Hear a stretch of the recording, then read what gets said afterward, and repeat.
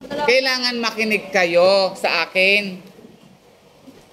Kasi kapag pag dumating ka sa bahay ninyo, at may nakwento kayo sa nanay ninyo na natutunan nyo sa araw na ito, magiging masaya siya.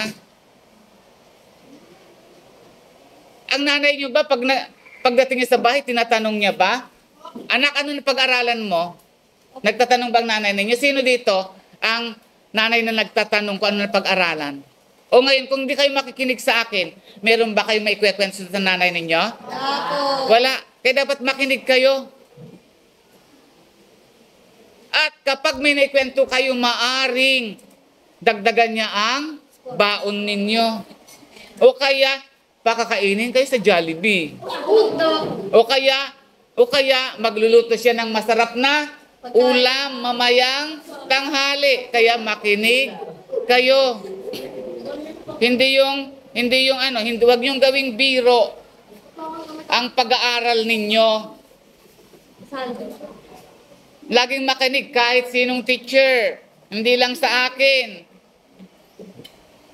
Naintindihan ninyo ako? Opo, sir. O, puti naman. O.